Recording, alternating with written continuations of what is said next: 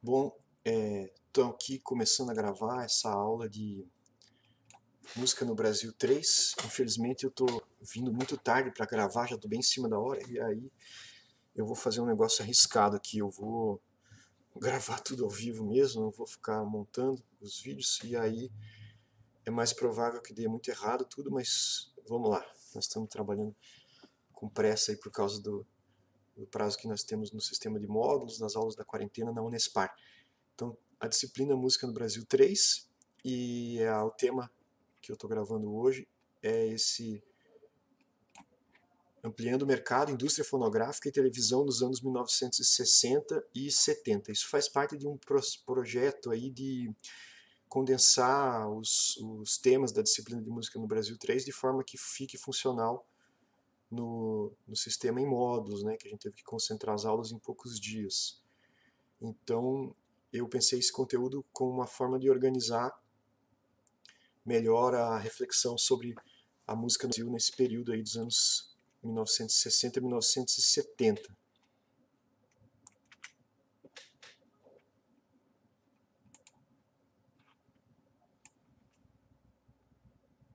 Isso aqui é um pouco muito longe aqui no tempo, né? Eu fiz uma digressão meio longa aqui, mas só para a gente pensar um pouquinho como essa questão das tecnologias de difusão e produção musical, elas têm um impacto muito grande na maneira como se ouve, se pensa, se faz música, né? E às vezes a gente pensa que isso é uma coisa só da era da internet, do meio digital, do streaming, mas na verdade os avanços e as rupturas tecnológicas são um marco constante na história da música, né? Por exemplo, todo o longo processo de desenvolvimento da notação musical no final da Idade Média, que é uma coisa que tem uma conexão direta com o que a gente entende por música até hoje, né? Depois, no período do Renascimento, com o desenvolvimento da impressão musical, a fabricação de instrumentos, surgimento de um mercado de pessoas que compravam partitura para fazer música em casa, compravam métodos de alaúde. Bom, cada um desses momentos aqui teve uma ruptura tecnológica muito significativa, né? No século XIX, a fabricação de pianos, né, que mudou completamente a maneira de se fazer instrumentos musicais, os instrumentos de válvula, né, os trompetes e as trompas, que ganharam uma versatilidade muito maior, e as técnicas de impressão de partitura que evoluíram muito, né, passaram a usar a fundição metálica para criar as matrizes e aí passaram a poder imprimir partituras em quantidade muito maior. A gente pensa que não, mas isso tem uma conexão direta com o mercado de música do século XX, porque o mercado que se criou em torno das partituras para piano no século XIX é muito parecido com o mercado que vai se desenrolando no século XX em torno do fonograma, né? Na verdade, os novos meios tecnológicos, quando eles são inventados, eles não imediatamente eles não substituem os meios anteriores, eles tentam de certa forma reproduzir modelos que foram desenvolvidos nos meios anteriores e leva até um certo tempo para criar um modelo próprio, né? Isso é uma coisa interessante aí nessa história dos meios tecnológicos. Eu pus aqui também, claro, o desenvolvimento do fonograma, né, que foi um marco super importante aí no final do século XIX. E o primeiro fonograma era cilíndrico, depois passou a ser em formato de disco. E a projeção cinematográfica, que também foi inventada nessa época, mas inicialmente era o cinema mudo, né? Não vinha som no filme, então as pessoas tinham que recriar o som na sala de cinema. Isso foi um mercado gigantesco para músicos, né, nesse período aí, nas décadas de 1890, 1900, 1910, né, até a invenção dos sistemas de som no cinema, que é o chamado cinema sonoro. Um dos principais trabalhos para os músicos era tocar em sala de cinema. E aí, a partir da década de 1920, vão surgindo formatos que se aproximam mais desses que a gente reconhece até hoje, que marcaram aí o período que a gente quer estudar, né, que é a década de 1960 e 1970, que é o surgimento da gravação elétrica, a invenção do microfone, a transmissão radiofônica e a incorporação do som no cinema. Essas tecnologias marcaram o surgimento de novos formatos de canção e de música popular dançante na década de 1920 até 1950. Então, os formatos aí da indústria fonográfica estavam sendo concebidos principalmente nessa época, né? E depois eles vão passar por transformações, né, que a partir da década de 1950 vem novas tecnologias de garantir menor ruído na gravação, né, que em inglês chamavam de High Fidelity, Hi-Fi, né, o LP, que é a sigla americana também para Long Playing, ou seja, tocando com uma duração maior, né, o estéreo, que é você poder jogar com os dois alto-falantes, né, controlar o que sai em cada alto-falante, e todas essas tecnologias também convergiram para uma transformação importante que foi a transmissão que já vinha sendo experimentada no rádio, uma transmissão somente de áudio, né? As mesmas tecnologias de radiotransmissão passaram a ser usadas também para transmitir imagem, né, no sistema tecnológico da televisão. Então, nesse período aí, entre as décadas de 1950, 60, 70, né, foi um período de grandes transformações tecnológicas, e pensar a música popular brasileira tem que estar muito conectado a essas mudanças nos formatos, na tecnologia, nos meios de disseminação, e claro, essas mudanças vão ter impacto também no tipo de música que foi sendo criado, né?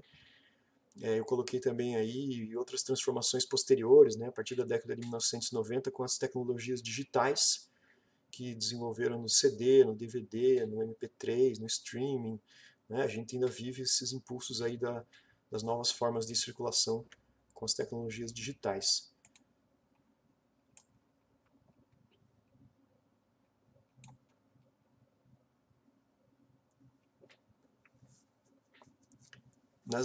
No Brasil, nas décadas de 1920, 30, 40, 50, a gente viu um processo de rápidas transformações, né, por causa do aumento de circulação da informação musical. Por exemplo, uma rádio transmitia no Rio de Janeiro em ondas que alcançavam várias outras cidades, né? Aqui em Curitiba, por exemplo, se podia sintonizar uma rádio do Rio de Janeiro para escutar os artistas de lá.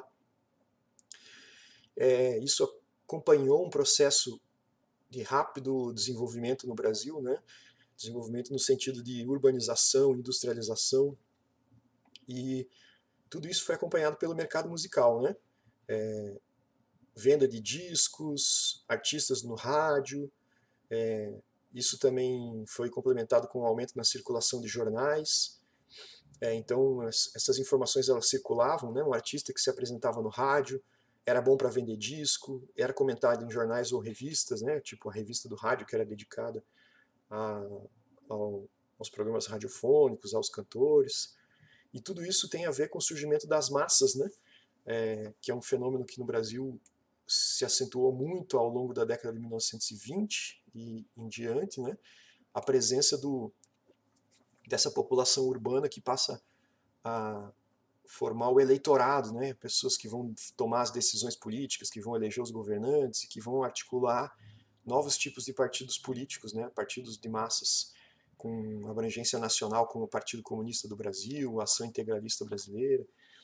Tudo isso tem relação com a formação até do que a gente entende por música popular brasileira, embora esse período ele não tenha visto um reconhecimento, digamos assim, da intelectualidade sobre a importância dessa produção, né? Essa produção foi comendo pelas beiradas, digamos assim, né? Os artistas gravaram, tocaram, cantaram no rádio, né?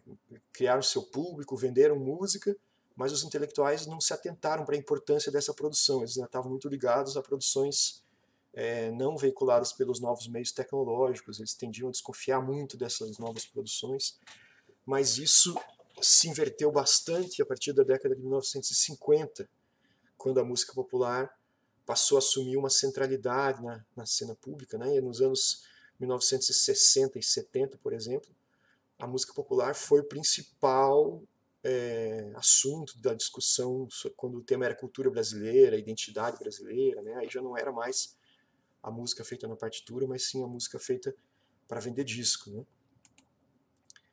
É interessante a gente pensar, né, e fazer algumas comparações, porque no caso do Brasil, a gente sempre foi muito importador de tecnologia, né? Embora o Brasil tenha um mercado muito importante para a indústria fonográfica, para a televisão, para o cinema, para a música popular, né? O Brasil sempre foi e é até hoje um dos maiores mercados do mundo, né? O mercado consumidor, muita gente comprando, mas a gente nunca foi uma liderança tecnológica, né? No geral, esses meios de circulação eles foram inventados nos Estados Unidos, principalmente, em algumas épocas também em países da Europa, como Alemanha, Inglaterra, Holanda, e também em outras épocas Japão.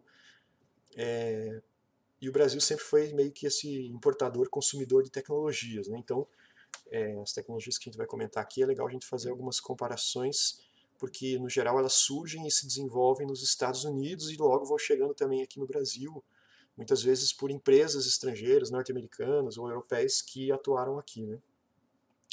Quanto mais intensidade tecnológica e mais necessidade de capital para implantar as inovações, maior a tendência de que esse processo fosse liderado por empresas estrangeiras, né? As empresas brasileiras não tinham nem tecnologia, nem capital para liderar esses processos. Aqui tem algumas imagens que mostram uma coisa interessante aí, que é a invenção do álbum, né? O álbum, inicialmente, ele não era, né, essa ideia de álbum, hoje a gente entenderia como um disco com várias músicas. Mas, inicialmente, o álbum era uma coletânea de vários discos daqueles que tinham uma música só de cada lado. Isso é uma coisa muito importante para a gente pensar o mercado de venda de discos, é que até a década de 1950, todos os discos que foram vendidos continham uma música de cada lado ou raramente duas músicas de cada lado. Então eles eram, no geral, o que a gente chamaria hoje de singles ou compactos, né? Discos de uma música só. E inicialmente a ideia que pessoas faziam em casa mesmo, né? Igual hoje em dia já não mais, né? Mas até pouco tempo atrás ainda se fazia álbum de fotografia. Você comprava um livrão encadernado, grosso assim, e você ia colando dentro as fotografias. Existia álbuns desse tipo também para você guardar discos. Então as pessoas compravam discos de uma música de cada lado e iam colecionando discos do mesmo cantor num álbum, assim, que era um livrão que cabia discos dentro. E daí para inventar um formato tecnológico em que as músicas coubessem num disco só, foi um pulo, né? Aqui é uma coleção pioneira da gravadora Columbia, né? Com um grupo de funcionários da gravadora lançou essa ideia, essa inovação tecnológica, que era colocar o que seria o álbum com vários discos de uma música só de cada lado, fazer um disco com várias músicas, né? Então aí vai surgindo o formato moderno do álbum, mas aqui ainda você vê que é um álbum naquele estilo antigão, ele é encadernado realmente como um livro de capa dura. Ele poderia comportar vários discos, mas em algum momento ele começa a comportar um disco só, né? Aqui no caso, o tipo de música que fazia muito sucesso, né, final dos anos 40, que são os compositores de comédias da Broadway, né, Rodgers and Hart. Aqui é uma coleção de sucessos de comédias da Broadway. Durante bastante tempo, esses LPs eles eram coletâneas de sucessos que já tinham saído em discos compactos de uma música de cada lado, né? Então, aqui é um LP, né, por volta de 1950 ou 48 mesmo, com Frank Sinatra, um dos cantores de maior sucesso da época, e aí aqui reunido vários sucessos do Sinatra num disco só, né? A gente vê ali a propaganda da tecnologia está em evidência na capa do disco, né? Longa duração, long playing, microgroove, né, que é os sulcos, os microsulcos, essa tecnologia de fazer sulcos mais definidos, mais detalhados, que permitia que o disco pudesse ser rodado com uma rotação bem menor, né? Os 78 rotações rodava muito rápido, então só cabia uma música. E quando você faz o disco de 45 ou 33 rotações por minuto, rodando mais devagar, cabe mais música no mesmo espaço físico, né? Então é uma mudança tecnológica significativa.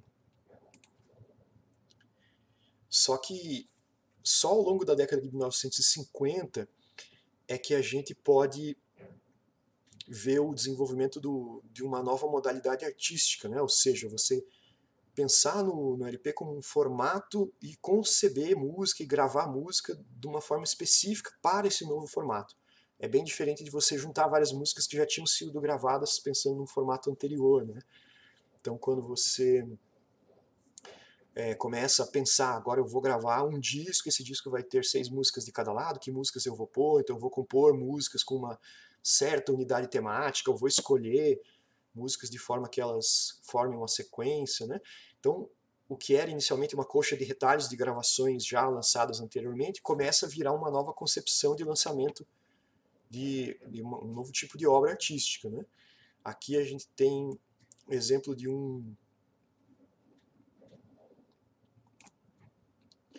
né, num circuito aí que é o dos músicos de jazz, né, que tinha uma importância razoável na indústria fonográfica, não tanto em quantidade de vendas, mas principalmente em reputação artística, prestígio, né?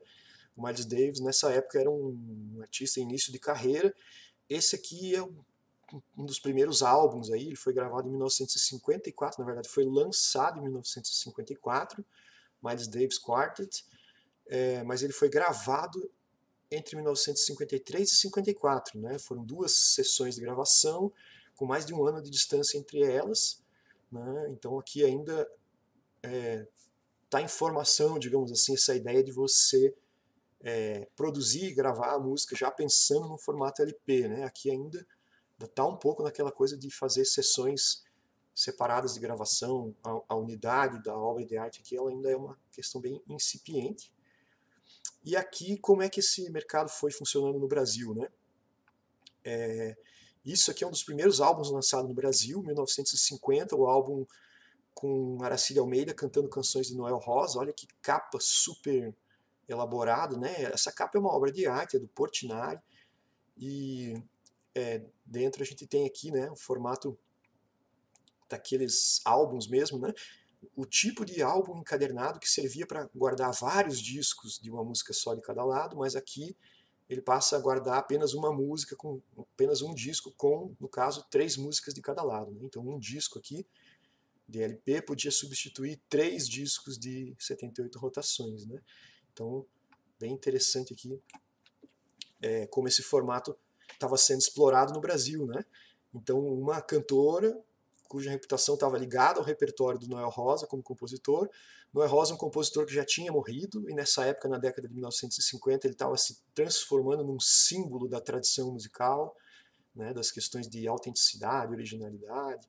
Né? Bem por essa época, o Almirante estava gravando o ciclo dos programas radiofônicos no tempo de Noel Rosa. Né? Então, a gente vê como aqui a indústria fonográfica, no novo formato do LP, ela está reciclando a tradição já das décadas anteriores, né? Então é interessante como o LP também vai se prestar a isso, né? Afinal, uma das características quando surge um novo formato tecnológico é que a indústria aproveita para relançar as coisas que já tinham sido gravadas em formatos antigos, né? Essa coisa de transferir de um formato para o outro é sempre muito mais barato do que produzir de novo, gravar de novo, né? Então, já tinha gravado os discos de 78 rotações, né? Foi só juntar num novo formato, né? O processo, a parte industrial é muito mais barata, né? Você relançar coisas já gravadas. Mas depois aí de um momento inicial de relançamento de coisas que tinham sido concebidas no formato mais antigo, a gente começa a ver as primeiras obras já concebidas para o novo formato. Esse aqui é um disco fundamental na história da música brasileira, né? Canções Praieiras, do Dorival Caymmi, foi lançado em 1954, e eu até tentei descobrir se essas músicas tinham saído em discos anteriores, aí, mas parece que não, a grande maioria delas foi gravada mesmo para ser lançada nesse disco que já tinha 6 músicas de cada lado. Não, 4 músicas de cada lado. O disco Canções Praieiras, Dorival Caymmi, 1954. Mas é interessante a gente ver como os formatos estão mudando rápido, né? São poucos anos entre esse lançamento aqui, né? Ainda naquele formato de álbum, que é o da Aracide Almeida, e esse lançamento aqui do Dorival Caymmi, né? Que já é uma capa mais simples mesmo, né? Essa capa é como se fosse uma capa de cartolina mais grossa, e dentro só o disco, você já não tinha mais aquele livro que abre, né? Então aqui já o formato da capa já é bastante modificado. Mas isso é uma questão interessante para a gente pensar, né? Que Aracide Almeida e Dorival Caymmi, eles eram ainda grandes intérpretes que estavam envolvidos num circuito de apresentações ao vivo, em cassinos, boates, cabarés, tinham programas no rádio e lançavam discos, né? O disco, digamos assim, era um complemento, não era, eles não dependiam do formato do disco para vender música, para fazer sucesso, para ser conhecidos. O disco servia quase como um complemento, né? eu acho que a indústria estava ainda testando formatos, né, experimentando maneiras de lucrar com isso. Mas a gente vai ver ainda no final da década de 1950 o fenômeno que é o surgimento de um novo tipo de artista, que é, no caso aqui, o João Gilberto. Um artista que já não dependia de show para construir sua reputação, né? Ele foi construindo sua reputação principalmente a partir dos lançamentos fonográficos. É claro que o João Gilberto também fez sempre show, né? A performance do João Gilberto era uma coisa muito marcante, né? Até pelo aspecto negativo, digamos assim. Ele era uma voz que tinha sido concebida para o estúdio, para o microfone, né? Ele tinha se pensado com uma voz estudada meticulosamente para, né, funcionar muito bem com o microfone, com a gravação, e ao vivo ele não tinha aquela empatia que normalmente o artista tinha que ter, mas na verdade isso acabava funcionando até como um atrativo, né? Essa famosa rabugice do João Gilberto, que parece que ele explora aí na hora de tirar foto da capa desse disco, né? Mas esse disco aqui, que a gente já comentou na aula sobre Bossa Nova, né, no outro vídeo que eu já gravei, esse disco causou um grande impacto estético, tanto por causa da maneira de tocar violão e de cantar do João Gilberto, as composições que ele incluiu nesse disco, a gente fez algumas comparações, né, no jeito como o João Gilberto interpretou aqui, por exemplo, Morena Boca de Ouro, do Ari Barroso, né, comparando com a interpretação do Silvio Caldas, da década anterior. Mas aqui eu quero ressaltar não só o aspecto da inovação musical, mas também como esse LP representa uma novidade, né? Aqui a gente tem a foto do artista na capa, né? Então o João Gilberto é a principal atração aqui, né? A própria concepção da capa aqui já é muito diferente, né? Muito mais, né, o design muito mais moderno. Então isso aqui marca uma era. A partir dessa época aqui, o LP ele assume uma centralidade muito grande, né? Eu não fiz uma, eu deveria fazer, mas o tempo está curto tanto para desenvolver a aula como para pesquisar esse assunto, mas seria interessante pensar numa discografia aí dos anos 60 e 70, né? Mas o fato é que ao longo das décadas de 1960, 70 e 80, o LP reinou absoluto entre todos os formatos de suporte fonográfico, liderança em vendas e impacto sociocultural, né? O LP deixou de ser um complemento a outros mercados como o rádio e o show ao vivo, né, e passou a ser o principal carro-chefe da indústria. Né? Então, um artista nos anos 60 ele era basicamente alguém que vendia disco e eventualmente podia fazer shows, podia aparecer na televisão, mas esses outros espaços em que o artista circulava eles serviam como uma complementação, né, que podia ampliar o potencial de vendas. Né? E mesmo outros formatos da própria indústria fonográfica, como compactos, né, que continuaram saindo, disquinhos agora menores, né, com uma música de cada lado, fita cassete. Esses outros formatos eram formatos mais baratos, que visavam atingir certos tipos de público, muitas vezes eles serviam para testar novos artistas, a penetração desses artistas no mercado, então você podia lançar um disquinho com uma música de cada lado para testar se aquele artista ia vender bem ou não, antes de lançar um LP, que era um produto bem mais caro de desenvolver, né? O LP, ele, de certa forma, ele marca também um fenômeno cultural no Brasil, que o professor Marcos Napolitano ressalta no seu livro Seguindo a Canção, que é o fato de que o, o público, né, de classe média alta, maior poder aquisitivo, ele passa pela primeira vez a consumir música popular no Brasil, porque esse público antes ele estava muito acostumado a consumir ou ópera italiana, música erudita, música brasileira, Vila Lobos, né? Era um público que ia no teatro municipal, que ia assistir concerto, comprava disco em casa. E nesse momento aí a bossa nova meio que foi um marco, né? O LP de bossa nova, ele era um produto caro, refinado para um público mais elitizado e pela primeira vez esse público, digamos aí, essa classe média urbana mais esclarecida, né, que formava as elites aí do Brasil, eles começam a consumir música popular. A música popular atingiu, então, um novo público através desse novo formato também. Né? Ao longo dos anos 60 também a produção de LPs foi barateando, o aumento da tiragem dos discos também tornou o disco mais acessível. Né? E a própria MPB também, surgindo como um produto mais elitizado, ela foi cada vez se popularizando mais. Né? E aí tem um impacto muito grande também aqui, que é esse outro meio tecnológico que estava surgindo na época, que era a televisão. Né? A televisão, ela tem nos anos 60, ela passou a ter uma articulação fundamental com o mercado musical. A TV surgiu como novo meio tecnológico nos anos 1950, né, no Brasil principalmente, as primeiras emissoras de TV, como Tupi e Record, né, elas surgiram, começaram a produzir nos anos 50, né, nos Estados Unidos, na Inglaterra, que foram os centros tecnológicos, a TV já começou a ser implantada nos anos 40, no Brasil chegou um pouquinho depois, mas só que no Brasil o formato cultural é que ainda estava em experimentação, digamos assim, né? Só para a gente ter uma certa ideia de como que a TV foi se estruturando, né? A TV não contava ainda com a ferramenta fundamental do videotape, então toda a programação era filmada e transmitida ao vivo, né? Então os programas eles tinham limitações de produção, de edição, né? Basicamente a TV transmitia alguma coisa que tinha que acontecer ao vivo. E nada melhor do que música popular, né? Um formato que já era consolidado em shows, já era consolidado no rádio, né? Em programas de auditório. Então a televisão tinha né? A música popular tinha um potencial gigantesco para explorar um novo meio de circulação que era a televisão, né? No caso do Brasil, a TV surgiu inicialmente ainda como uma ferramenta tecnológica muito elitizada. Nos anos 50, pouquíssimas casas tinham TV, né? Isso aumentou muito nos anos 60, mas só nos anos 70 a gente pode dizer que realmente todo brasileiro tinha uma TV, né? A TV se universalizou no Brasil.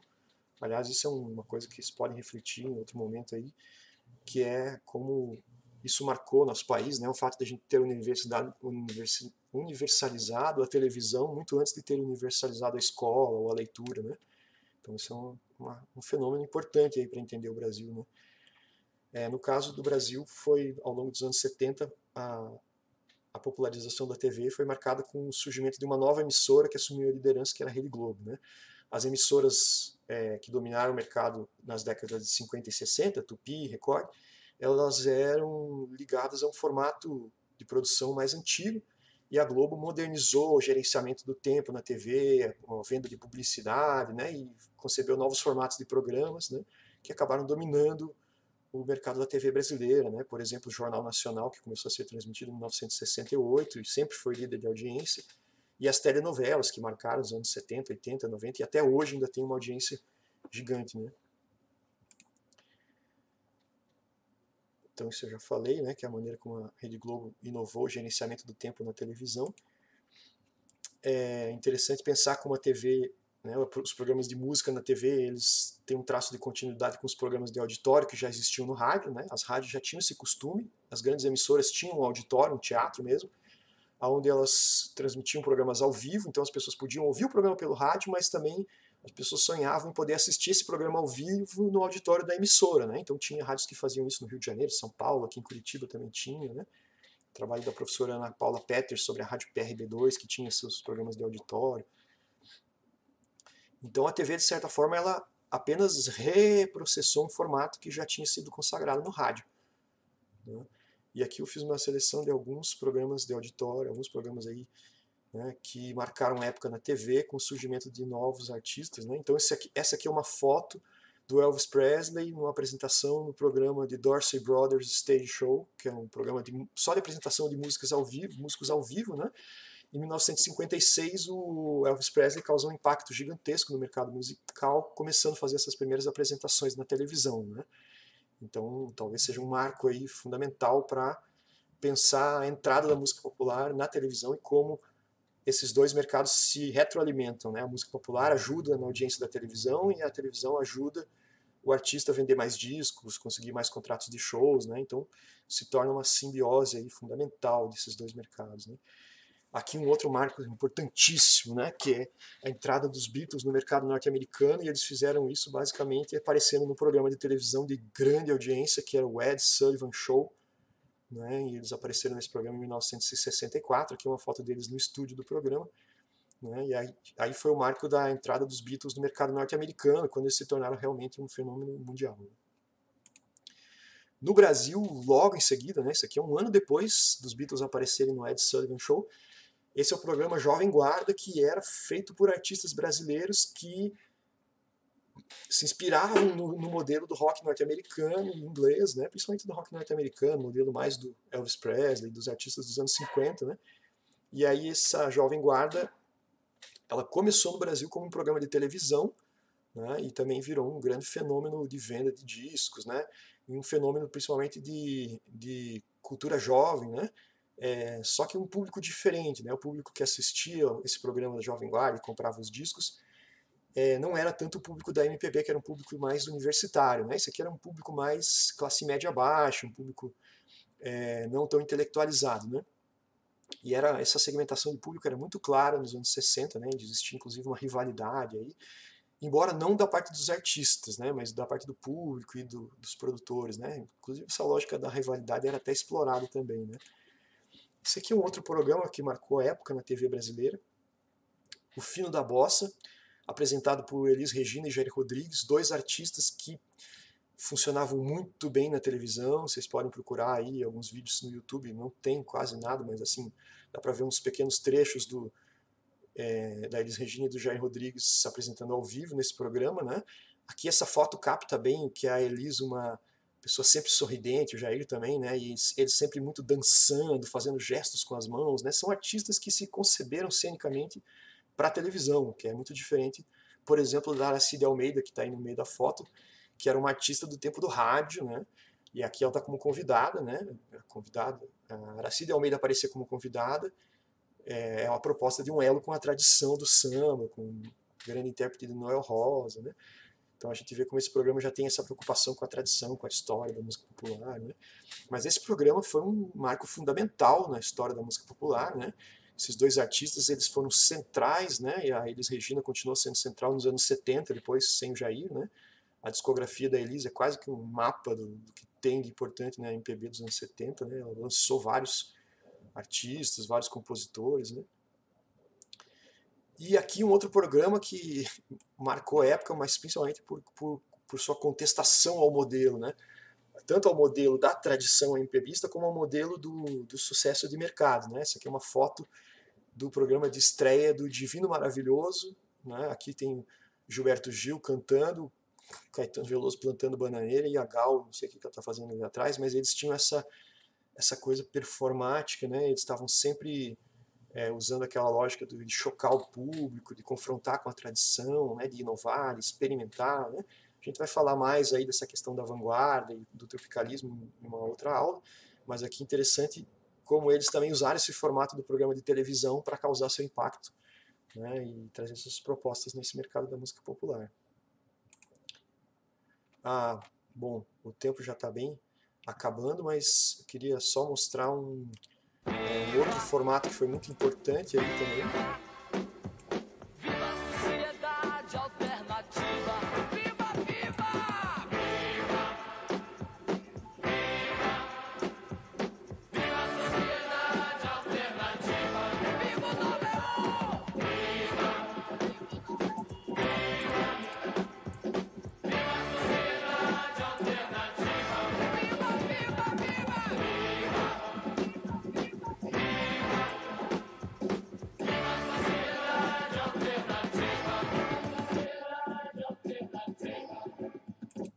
Isso é um videoclipe, né? Esse videoclipe foi transmitido pelo programa Fantástico da TV Globo em 1974.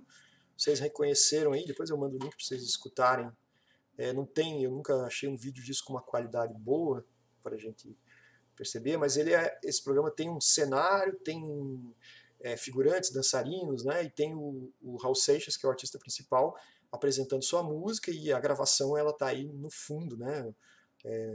Não está sendo tocada ao vivo, né? Mas esse formato ele acabou foi muito marcante ao longo dos anos 70, 80 e 90 também, né? A tal ponto de que certos artistas quase que nem mais tinham importância fonográfica, mas principalmente como videoclipe, né? A TV passou a, de certa forma, liderar esse mercado em algum momento aí nos anos 80, talvez. Aqui são os primeiros videoclipes da música brasileira, né? E tem um outro grupo que foi um marco muito importante aí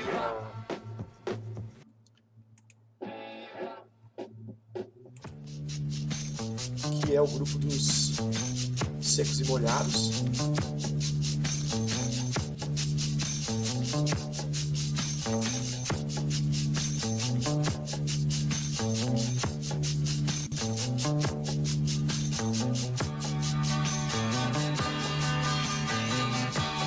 Jurei mentiras e sigo sozinho.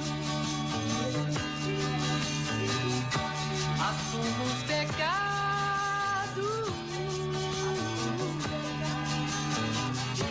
Os ventos do norte não movem mim. Os ventos do norte não movem mim. Esse vídeo está desincronizado, infelizmente, mas aí a gente vê, né, o grupo dos Secos e Molhados em primeiro plano, o Ney Matogrosso, que foi um artista que teve uma presença muito marcante, né, uma presença performática incrível. Os Secos e Molhados, eles despontaram aí também em 1973 com o lançamento em disco, né, aquele famoso disco das cabeças na mesa lá. E depois eles também se tornaram um fenômeno televisivo, né, porque eles eram um grupo muito performático. Então, só quis finalizar aqui mostrando o surgimento desse novo formato aí, que era voltado principalmente para a televisão, mas depois acaba se tornando também um formato que podia ser vendido em outras mídias, né, como VHS ou DVD, depois alguns anos mais para frente, né. Então, é interessante, né, esse é o tema que eu tinha pensado para hoje, que é como a música popular brasileira ela se articula, né, em torno dessa questão tecnológica, né, dos formatos da indústria fonográfica e